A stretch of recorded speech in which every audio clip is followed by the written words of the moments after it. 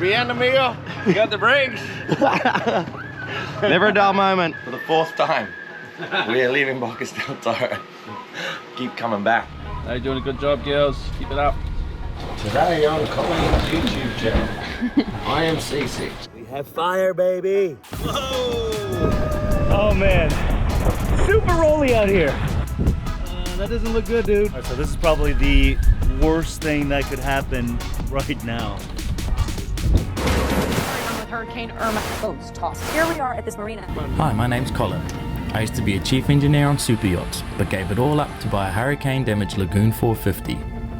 My friends and I are fixing it up as we go, and are determined to circumnavigate the entire planet.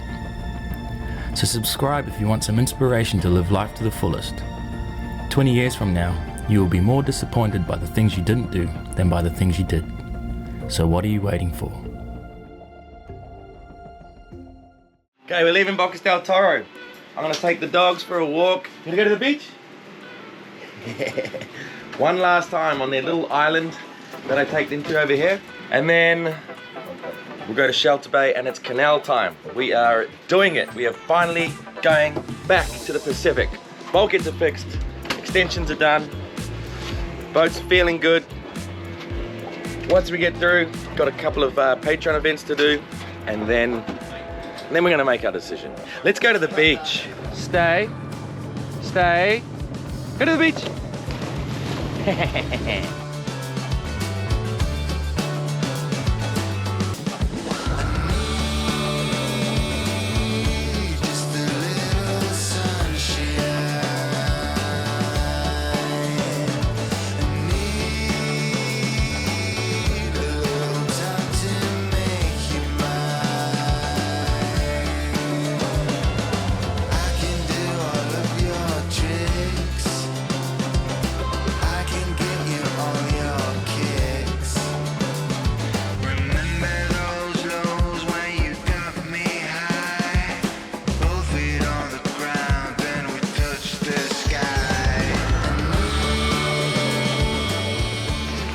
There she is.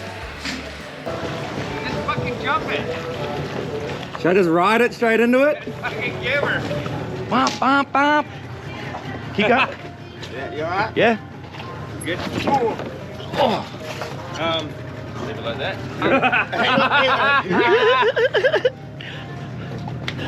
Bien, amigo. You got the brakes.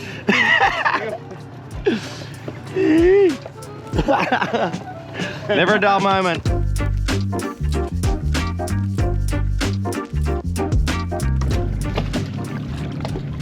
I gotta get up there.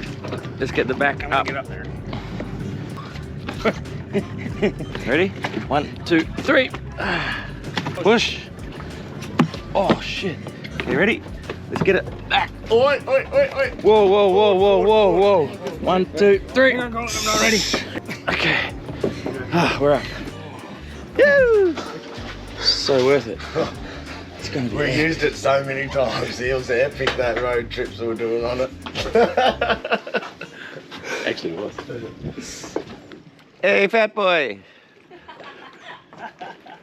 I picked up a tourist. All right, Parlay, my home for the next week. Colin, he travels heavy. He's got an entire motorcycle on his boat. Boy, the stories we have behind this motorcycle. It's happening. We're leaving for the 4th time. We are leaving Bocas del Toro. Keep coming back. Okay, lady. Go? Yep. We're doing it. Finally. Shit. Where am I going? We are finally leaving Bocas del Toro. This has been a really special place for us. This is the 3rd high season really we've done here. The surf is phenomenal, the sailing community is incredible, the regatta is just an epic time. I've got so much love for this place. Kind of sad right now. Such a cool place. If you haven't been here before, it's all water access. So you take your dinghy and you can go to all these other islands. Anchorages are incredible. It's a huge archipelago of islands. It's just island after island down there. Just a phenomenal place to cruise. I highly recommend it. Bye, Bocas. They've been good to us. What do you think of Bocas? I loved it, but it's dangerous. In what way? There's a lot to do around here. You got the big dog at the helm. Captain D. Today on Colin's YouTube channel, I am seasick. Jamie, we had no food left on this boat, and we had to choose somebody to eat. Who would it be? No. Definitely would have been McFly. He doesn't have enough meat on him. I reckon you might have the most meat. Oh, if everyone else survives, then that's okay. They can eat me. So we got a bit of a current behind us. There's this big current that sweeps around the Gulf. The current's going to be in our favor the entire way. But we're doing 7 knots right now, and we just got like a 5-knot breeze. It's motor sail, baby!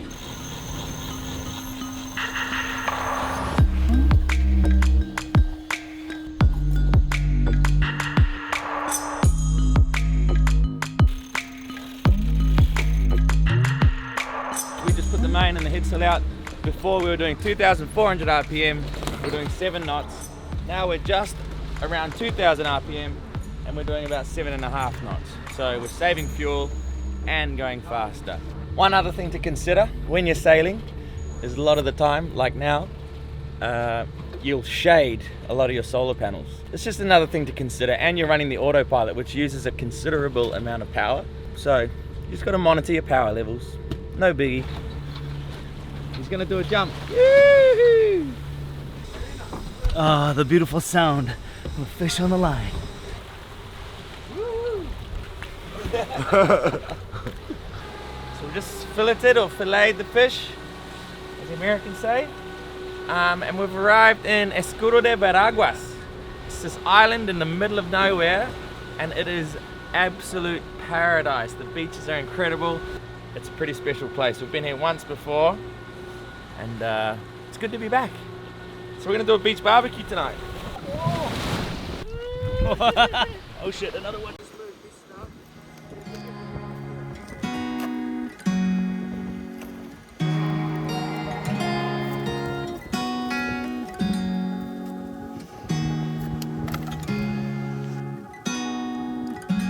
Yeah, baby. Need some fire. We have fire, baby.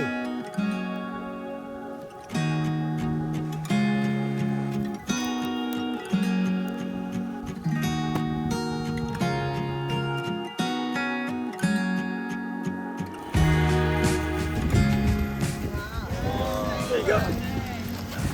So we just normally do finger food family style. Finger food family style. Straight from the a bit more protein. Look at that.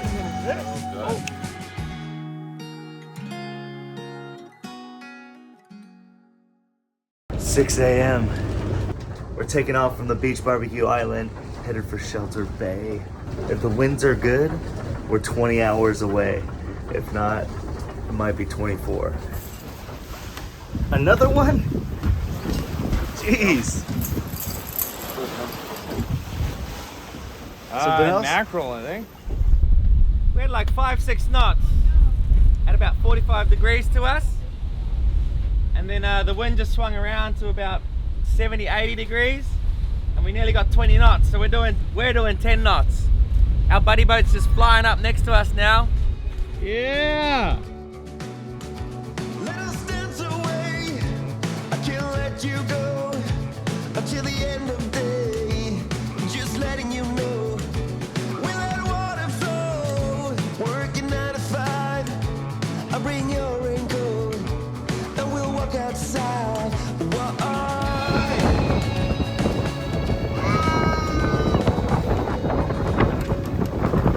Whoa! I love this shit.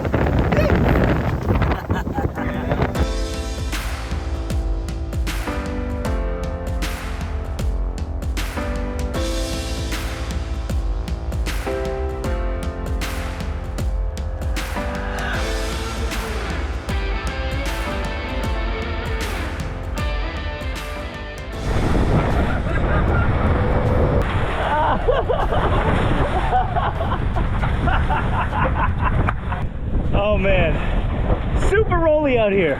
Oh shit. That doesn't look good, dude. This doesn't seem right. What happened? What do you think?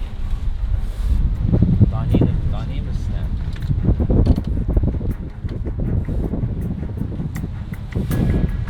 Wow. Alright. Start here. Alright, so this is probably the worst thing that could happen right now. So the autopilot is a completely separate hydraulic system, and it's working fine. It hasn't played up ever on us. So right now that's steering the boat, so there's no like state of emergency or anything. If that failed though, then our next way to steer the boat would be the emergency steering, which is just a tiller arm which goes straight into the top of the rudder stock. So again, there's redundancy here. But the Dyneema line has obviously snapped somewhere, so I'm just going to have a look here. I think I heard when we spun the wheel, I think I heard the chain drop down. So to even get it back up here, we're going to have to feed something down, find the chain, get it back up. Good thing about Dyneema is that we can just tie it together depending on where the brake is. So just a little bit of investigation now to see where it went wrong. But yeah, I don't know why, but I just spun the wheel like that and it just didn't stop. So I was like, that is not right. Cabinet there, it's got to come out regardless. Yeah. Even just to get this fucking chain back up. So there's a sprocket there and there's normally a chain on that. I can't see the chain, I'll get a light. So the first turn that these cables make, the steering sheaves, it's just behind this cabinet right here. So we're just taking the doors off of this cabinet right now. We should be able to slide that cabinet right back and have full access to the first set of sheaves. Yeah, the line is nowhere to be seen. We're going straight down that hole there. So anything like this that happens, I always look at it as a bit of a blessing in disguise. Like out here, we're safe, we're not near any other boats. The worst case scenario would be something like this happening as we're backing into a slip in Shell Bay. So out here, everything's fine. The sea state's not too bad. It's rough, but it's all manageable.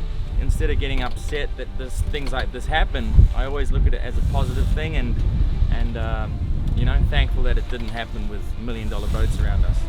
So it helps a lot to have that sort of a mindset, I feel. And also just stay calm. Like, yeah, we've lost steering, but no one's about to get hurt. We've got backup systems in place to make sure that the boat's going to be safe and all of the crew. So we're just calmly just disassembling the system to investigate where this went wrong and why. This guy here, this just goes straight down that hole so we can steer from there. So I'll just have this ready. Well, we have both lines coming up from the back, right? What is so that? It happens somewhere between here and where it connects on the chain. But even if it snapped back here, it could have just pulled back. We'll see if that's broken. It stopped. This is good news. Okay, so we're at the tensioner that joins to the tie bar. The nuts have undone themselves and the whole tensioner has fallen out. So the line hasn't snapped, the tension has fallen out, we've lost all tension, and when we spun the wheel, we dropped the chain off the sprocket. But so we've got to get in here now and retension it. What we have to do really is, and this is shit, just sat on the dog. Sorry, buddy. You know those two lock nuts? They're not actually lock nuts, they're normal, and they lock against each other. They've come undone. No, we can't see anything between there and there. So we're gonna have to pull it down. Yeah, let's try this weight instead. All right, I'm through the first hole. Okay, weight's coming down. It's hard, bro. It's not easy, huh? My bowline's hard with this fishing line. It's pretty hard. It's hooked on something. What's happening is that I think the chain's all bundled up and it's getting caught on something. Yep. We have chain, baby. Hey, Jamie, can you pull, just put a little bit of tension on the starboard line? Yeah, got ya. Can now the port one? Yeah, got ya. Those aren't twisted, are they? No, not down here. Okay, I'm gonna go onto the sprocket. Okay, now I'm gonna lock this. Okay, that's phase 1 done. These on the inside. Yep.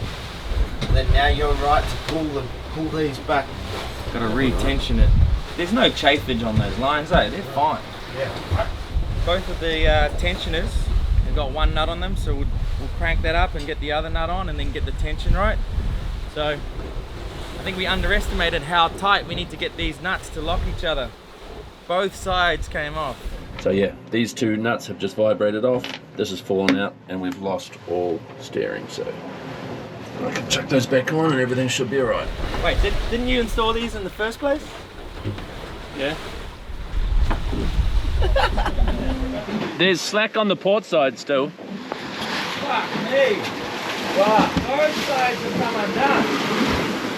Are you kidding me right now? Someone's gonna have to turn the wheel to port. Turn the port. Just not crazy, don't want to break anything. How much do you need? Half an inch.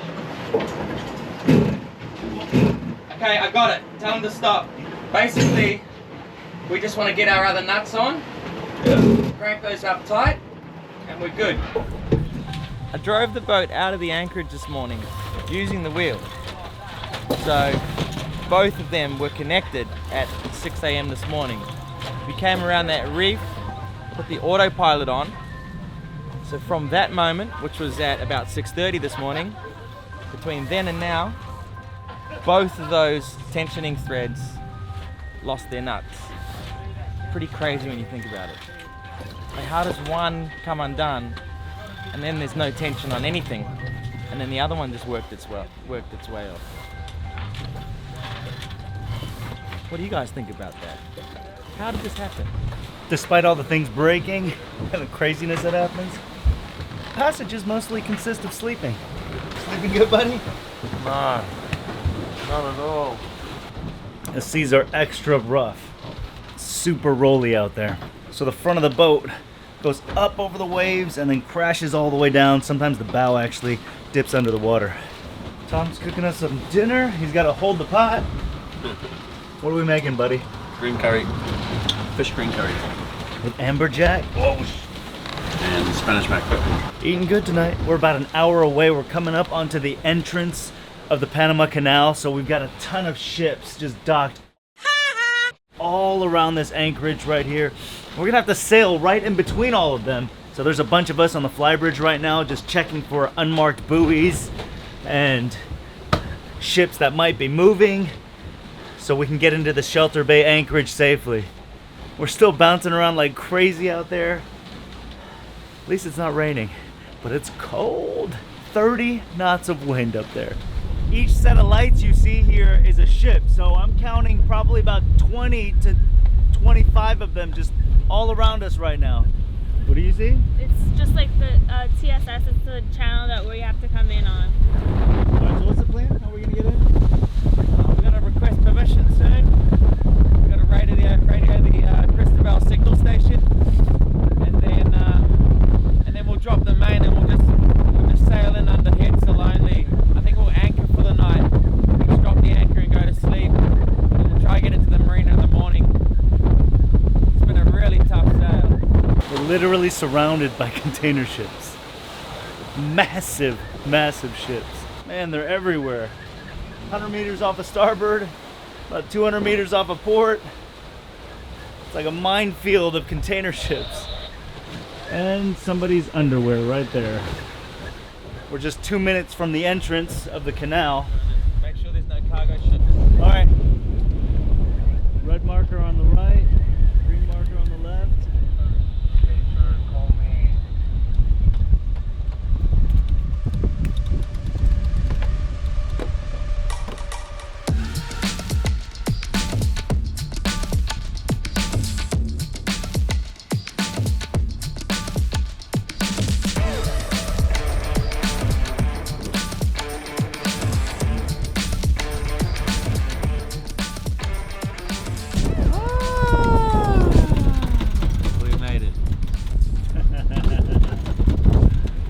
Seas are calm now. We're on the other side of the breakwater, so all the weather and the waves are on the other side.